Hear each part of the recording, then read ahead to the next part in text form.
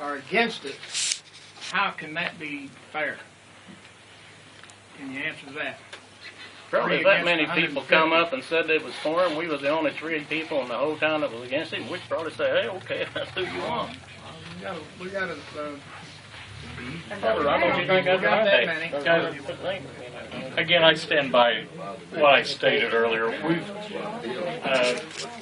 We've agreed with the attorneys that they're going to talk about this, and I feel like please let's let the attorneys do this, and let's table all comments, about this situation till the next meeting, please. So why wouldn't you post them an agenda to avoid situations like this, is what I was stating earlier.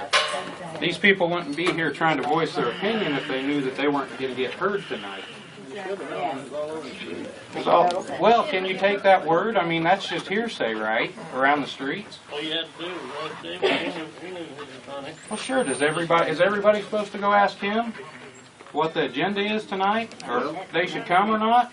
We made the agreement that we wouldn't speak about it. I know, I'm addressing another matter. Do you not think that putting an agenda for it would prevent this matter? I'm not going to do that for a stated meeting, only for the special meetings. Am I right? Can you give me a reason why? Why do you think it would not be a good idea? Rod, let me comment about that a minute. And I've represented several towns here in the city of Sullivan. The city of Sullivan does have an agenda. It's a bare outline. I think the commissioners use one too.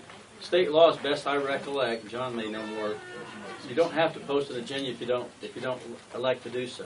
If you do, then you're supposed to put it on the wall, and you should list what you're going to be speaking about. But things will come up off the agenda that need to be discussed, but you don't always have to be stuck with a rigid agenda, so you need some flexibility. But most of the little towns, I've represented Farmersburg and Carlisle, High Marion, Marion, whatever, but most of those little towns don't have an agenda. If they do, they don't have anything on. It's usually just a formality to even post an agenda, because it's routine. Most town boards have 5 or 10 people show up. In my town, Shelburne, I've been to a lot of them. I know John Bodine has too. So agendas are optional, and I understand why tonight you thought an agenda would have been very helpful. But this has only come up once in my 35 years, I know, with this particular situation. So it's a rare situation. But so it's optional if the town wants to post an agenda. If they don't want to, they certainly don't have to. But if something comes up that's controversial, it usually gets hashed out before final action is taken. It's not some behind the scenes or an action that's taken arbitrarily. So it's just an optional thing if you want to post an agenda. So none of your men would give me a reason why you don't want to post an agenda? You don't have to. I'm not going to. You don't have to. I mean, I'm not going to. Can I make a comment on that? Don't want to argue. Okay. One thing, I do like the flexibility of a small town where when something does come up. Now this has been a pretty major event, but I like the flexibility of being able to come in, and if something comes up, being able to talk about issues that come up. I mean, someone may have an issue come up that we wasn't aware of. So it's kind of nice having that kind of flexibility to come in, and if someone has a problem, to come in and talk about something like that, and instead of being on a strict, rigid agenda. So that to me, that's kind of nice, not having just a rigid thing like that. So if we could forget to put it on there, you couldn't talk about it. Rigid. It's just kind of just an open guideline. You can add things in and out, depending on what's going on for that meeting. To me, that seems like it's keeping people from knowing what's going on that would like to be here or potentially can't be here. This would be pertinent to put on an agenda. I mean, the whole thing was canceling the meeting. I mean, how was anybody to know that the last meeting was canceled? It was in the paper. It was in the paper, what, the night before? I don't, huh? Yeah. Night before? Well, yeah. we didn't find out about it until, yeah. I didn't find out that the building was being used. You wouldn't check the next day. Yeah, I mean, yeah. Well, what, I I think I came in the next day or so and they was told.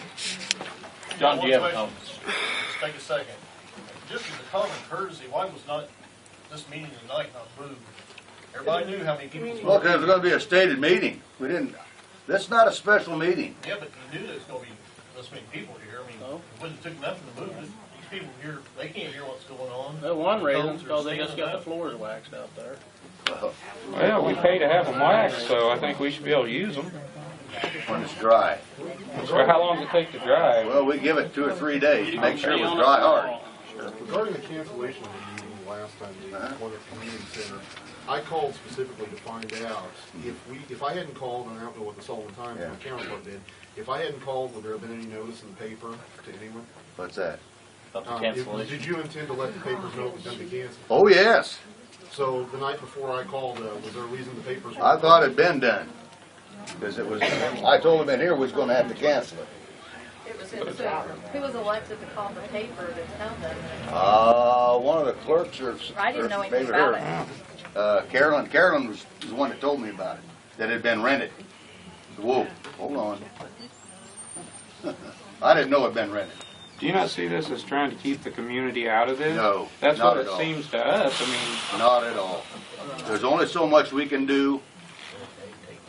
We're going by what the Lord tells us, and we're going to follow that program. We're not going to budge from it, because then they come back at us again, you didn't follow it. When they get done with their meetings, we'll follow their directions, and that's what we'll do. Now, I know there's some things that people we'd like to say or we can't say. We won't do it until they tell us when we can. And that's when we'll do it. Now, next Thursday, we'll probably know. And I'd like to do it tomorrow or the next day or whatever, but after that last meeting, I basically told these gentlemen and those gentlemen, let's sit down and think about this for a week or two before we do it again. I don't want any snap judgment here. Everything that we talked about, let's take our time and think about it. We'll set the meeting up for the 16th, give you time to think about it, get all that out of you that you might have, and make a good judgment, one or the other. And that's the reason it was done that way. And I thought that was fair to David, fair to everybody here, us. That you don't make meetings set up when your adrenaline's up. Be calm and do it right. And so that's what we did. Mr. Nielsen, Yes. I do agree with the board. I think everybody in here does agree with the board that you should probably set up a protocol for this meeting. Yes. That each person only gets to comment one time. Yes. They can't keep repeating back around. No. They get like 3 to 5 minutes, whatever you And decide. that'll be it. And they're done. Yeah. So that this doesn't go on and on Yeah. and on and on. Everybody has plenty of time to think about what they want to say. Right. And so I agree with you. I just hope you set some sort of protocol We'll like probably better plan on doing something like that. You're very right. You're very right. Typically, this has not happened because there's never been, well, like I said, 20 years haven't been this many people sitting in this room. So that wasn't considered. That tells you something right there. Hang on a minute. I don't really know about this, but I'm a treasurer of our club, and I have to give a treasurer's report every month. Yes. I have to put down deposits, and I have to put down what we spend on it. Sure. And I was wondering why we don't do that. Why you don't do that? We can. It's never. Pretty lengthy, isn't it? Yeah. It's a pretty lengthy report, what we've seen here. Probably take her 15 minutes to do that, I guess. I don't know. It's quite a bit. Or longer. I'm sorry. I'm sorry, Larry. Yeah. We don't know what comes in. We don't know what goes out. Don't get into it. I wouldn't get in. Well, it is something what you're saying.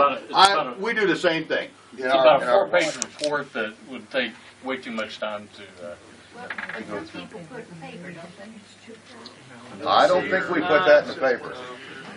So you did say earlier, it is something that's open that she It's can come up open. here and Yes, see. it is. So, If you like, want to come in the tomorrow, daytime she wants to come with the see it, treasurer, she can see it. It's not she like- can make that available.